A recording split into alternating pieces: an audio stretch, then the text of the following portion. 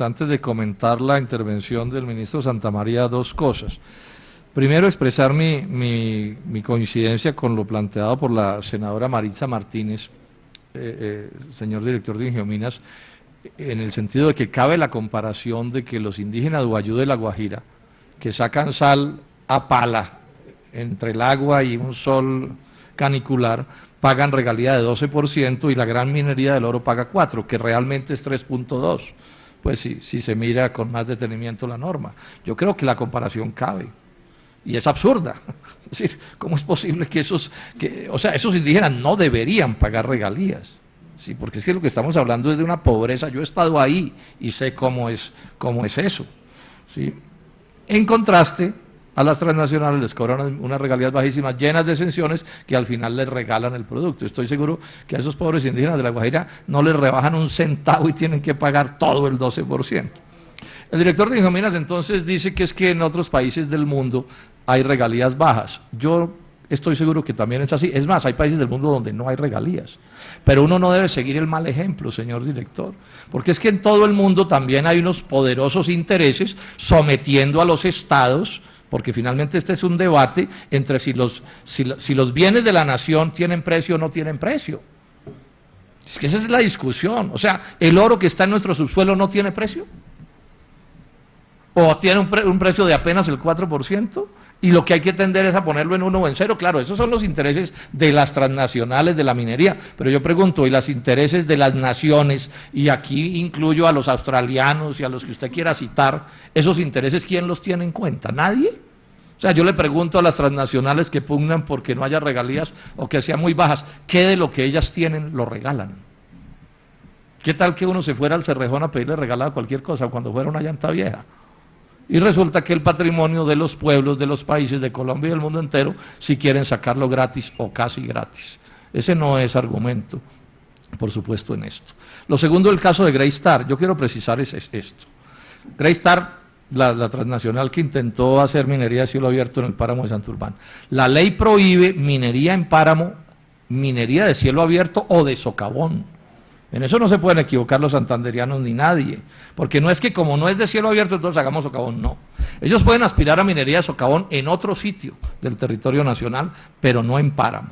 Y dos, está haciendo carrera la idea de que toda minería que no sea en páramo entonces se puede, y eso tampoco es cierto, porque hay que tramitar licencias ambientales y aun cuando no sea en páramo por otras razones, puede ser inconveniente dar una licencia ambiental. Por ejemplo, si en un proyecto de minería de socavón, Greystar, por fuera del páramo de Santurbán, amenaza las aguas de los acueductos de Cúcuta y Bucaramanga, pues no se puede hacer el proyecto, punto.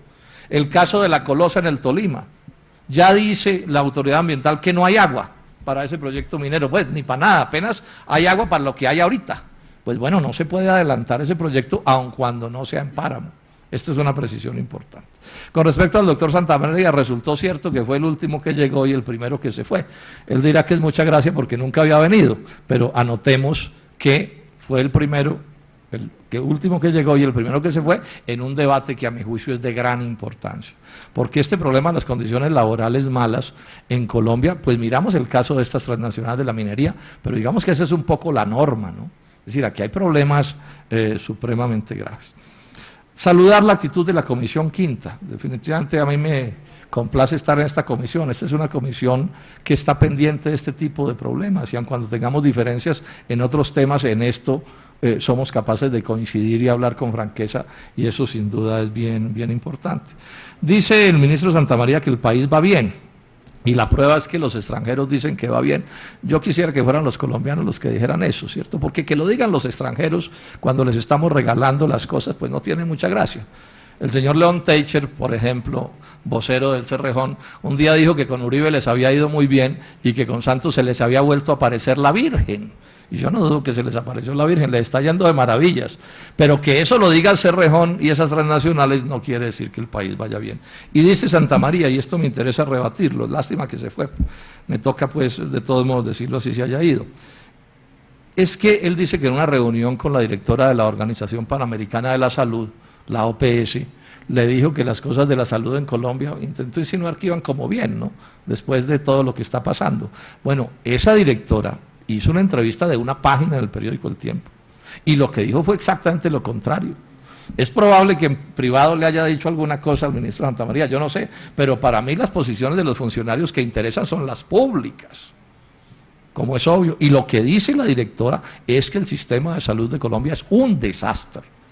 Y dice una cosa que venimos mucho repitiendo: la corrupción es apenas el síntoma, la enfermedad es el propio sistema y el propio modelo de salud que el ministro Santamaría desafortunadamente sigue defendiendo, y lo siguen defendiendo hasta el punto de que me acaban de decir que ya el gobierno respaldó al ministro de Comercio, a quien su señora resultó estar a contrato con Saludcop. Ya tenemos 2 ministros de este gobierno con contratos con Saludcop. Luego, mis esperanzas de que este gobierno acepte que hay que hacer un cambio de fondo son iguales a cero, porque es evidente que les gusta el sistema y les gusta el modelo, y bueno, y si hay contratos, pues me imagino que más sonreirán quienes están gobernando a Colombia. En Colombia hay un debate, y es si en este gobierno están habiendo cambios de fondo con respecto al gobierno nacional, o están sucediendo apenas cambios menores, cosméticos, para lograr los mismos fines del gobierno anterior. Yo creo que es lo segundo. El propio presidente Santos lo ha dicho, que hay varias maneras de hacer un cocido. Yo creo que aquí hay varias maneras de hacer un cocido. Una manera era como se hacía en el gobierno anterior y otra manera como se hace en este, pero el cocido es el mismo. El cocido es el mismo. Y si ustedes miran con detenimiento lo que dijo el ministro Santamaría, si lo miran a la carrera pensarán que ofreció grandes cosas, pero si lo miran con detenimiento verán que ahí no hubo nada. Y en eso le llamo particularmente la atención a los trabajadores que nos escuchen algún día. No hay nada de fondo. ¿Qué fue lo que dijo concreto? Me van a excusar que me largue un poco para explicarlo, pero esto es importante. Dijo que se iban a nombrar, que iba a haber un nuevo ministerio, o sea, Ministerio del Trabajo. Bueno, pero eso no significa un cambio de fondo en la política. ¿Sí? Es decir, usted hasta puede estar de acuerdo con que haya ministerio especial, pero si ese ministerio no tiene otra orientación, ahí no cambia nada. Ese es un primer asunto en el que no hay que confundirse. Segundo, que iban a nombrar inspectores, más inspectores. Pues eso puede ser útil o puede no serlo. Yo aquí mencioné cómo, por ejemplo, en Cerro Matoso, están atropellando a los trabajadores con la bendición de los inspectores. Entonces, los inspectores de cierto, a duras penas son unos puestos, y para manejar clientelas deben ser una buena cosa, y de eso no tengo la menor duda. Pero que me digan que porque hay más inspectores se van a arreglar las cosas, me da pena, pero no puedo creer en eso, porque si la ley no es buena o la orientación del gobierno no es buena, los inspectores se vuelven pues una figura decorativa que, repito, puedes tener, en los asuntos del clientelismo puede ser útil, pero no para estos. Dice el ministro que tenemos compromisos en lo laboral y particularmente en las cooperativas de trabajo asociado, pero ojo, este gobierno ya aprobó una reforma laboral aquí en el Congreso, donde tiene mayorías amplias, y esa reforma laboral, como lo expliqué en detalle, no resuelve el problema de las cooperativas de trabajo asociado. Es lo mismo que allá se había aprobado en el gobierno anterior. Yo cité las normas, no las voy a volver a citar. Es lo mismo que dice la Corte Constitucional, y es que esas cooperativas técnicamente no pueden hacer intermediación laboral, pero hay maneras de evadir eso, y hay trucos y cosas, ¿no? Di un caso, el caso de Michelin, donde se inventan que las maquinarias están en comodato a la cooperativa y entonces ya no hay intermediación laboral, aun cuando sí la hay. O sea que ahí el gobierno no puede alegar que ha resuelto ese problema. Y ojo, me tomé el trabajo de enfatizar que la tercerización, la flexibilización, o sea, el que los trabajadores no sean trabajadores directos de las empresas, sino indirectos, no se logra solo con las cooperativas de trabajo asociado. Hay otros mecanismos, outsourcing, otros mecanismos de subcontratación que producen el mismo efecto aun cuando no se llamen cooperativas de trabajo asociado. Ahora que estuve en Medellín, un trabajador se me acercó y me contó, es que se me olvida en este momento el nombre, pero ya se inventaron otra vaina que tiene otro nombre distinto, pero para producir el mismo fin. Luego ahí no hay ninguna modificación, pues que uno pueda anotar como que el ministro se comprometió a alguna cosa en serio de modificación. Él lo que tenía que decir aquí es, se acabará la tercerización laboral. Eso es lo que hay que decir. Y tenía que decir que se va a presentar un proyecto de ley que eliminará cualquier forma de tercerización, y eso no lo dijo. Es que a la gente hay que mirarla por lo que dice y por lo que no dice. En segundo término, el otro tema que nos ocupaba hoy aquí, que era el problema de las enfermedades profesionales y las pensiones por invalidez y este tipo de cosas, y el funcionamiento de las ARPs. El ministro dijo que lo preocupaba eso. Sí, Es probable que lo preocupe, yo ni sé, pero digamos que sí. ¿Pero y qué? Yo esperaba, o esperaban los trabajadores, me imagino, que dijeran, se acabará esa guachafita que hay montada allí, se van a ampliar el número de enfermedades profesionales, se va a cambiar la manera de tramitar las pensiones de invalidez, se le va a dar dientes a los trabajadores para que esas cosas se cumplan, se va a poner a raya las ARPs para que no sigan haciendo ganancias con la plata que es de los trabajadores. Nadie oyó al ministro Santamaría decir eso, nadie. Eso no me lo estoy inventando yo. Yo hubiera querido que lo hubiera dicho, pero no lo dijo. Entonces, no se puede decir, como él dice, estén tranquilos muchachos y una sonrisa, ¿sí? Cuando realmente las cosas siguen iguales a como están y lo que tenemos en el movimiento obrero son unas condiciones laborales tremendamente complicadas. Si el gobierno hubiera querido, en el Plan Nacional de Desarrollo, que lo tramitaron como un mico, como la selva de los micos y de los gorilas, habían podido meter medidas que apuntaran a resolver esto. Y no las pusieron, porque no las quieren poner.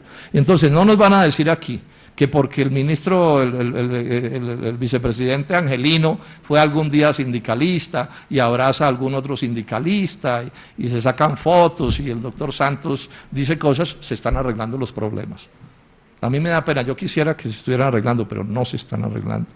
Y mi deber mínimo aquí, yo creo que es el deber de la Comisión Quinta, es hablar con franqueza y decirle a los trabajadores, aquí no está habiendo soluciones. Entre otras cosas, para insistirles en una cosa que yo creo que es un derecho que tienen los trabajadores, que es el derecho a luchar porque cambien las cosas. Si algo a mí me irrita es decirle a la gente que van a cambiar cuando no van a cambiar, porque es desmovilizar a la gente. Es quitarle a la gente ese mínimo derecho que tiene un enfermo de Drummond, el derecho a seguir luchando, mientras no le resuelva su problema. Y hoy aquí, la ganancia, senadora Daire, está en la actitud de la comisión, que yo sigo pensando que esta es una comisión que no solo en este caso, sino en otros, en el caso de la leche cruda, para poner otro ejemplo, asume posiciones democráticas, aun cuando en otros temas tengamos diferencias. Pero hoy aquí el avance grande, como bien lo dijo la presidenta de la comisión, es que esta comisión es sensible a eso y cuando le vamos a poner al corte este asunto, sí, para que normas mínimas de la civilización se cumplan en negocios mineros de este calibre, donde las ganancias son astronómicas y que solo la mezquindad de estas transnacionales puede explicar que las cosas se traten tan mal como se tratan. Entonces nos toca pues a seguir luchando, ¿sí? Dele que dele cada uno en la medida de sus posibilidades, a ver si logramos que ahí haya transformaciones de fondo. Muchas gracias, señora presidenta. Antes de comentar la intervención del ministro Santamaría, dos cosas. Primero, expresar mi coincidencia con lo planteado por la senadora Maritza Martínez, señor director de Ingiominas, en el sentido de que cabe la comparación de que los indígenas de Ubayú de La Guajira, que sacan sal a pala entre el agua y un sol canicular, pagan regalía de 12% y la gran minería del oro paga 4%, que realmente es 3.2%. Se regalaba cualquier cosa cuando fuera una llanta vieja. Y resulta que el patrimonio de los pueblos, de los países, de Colombia y del mundo entero, si quieren sacarlo gratis o casi gratis. Ese no es argumento, por supuesto, en esto. Lo segundo, el caso de Greystar. Yo quiero precisar es esto. Greystar, la transnacional que intentó hacer minería de cielo abierto en el páramo de Santurbán. La ley prohíbe minería en páramo, minería de cielo abierto o de socavón. En eso no se pueden equivocar los santanderianos ni nadie. Pues si se mira con más detenimiento la norma. Yo creo que la comparación cabe, y es absurda. Es decir, ¿cómo es posible que esos indígenas no deberían pagar regalías? Sí, porque es que lo que estamos hablando es de una pobreza. Yo he estado ahí y sé cómo es eso. ¿Sí? En contraste, a las transnacionales les cobran unas regalías bajísimas, llenas de exenciones, que al final les regalan el producto. Estoy seguro que a esos pobres indígenas de La Guajira no les rebajan un centavo y tienen que pagar. ¿Todo no tiene precio? ¿O tiene un precio de apenas el 4%? Y lo que hay que tender es a ponerlo en 1 o en 0. Claro, esos son los intereses de las transnacionales de la minería. Pero yo pregunto, ¿y los intereses de las naciones? Y aquí incluyo a los australianos y a los que usted quiera citar. ¿Esos intereses quién los tiene en cuenta? ¿Nadie?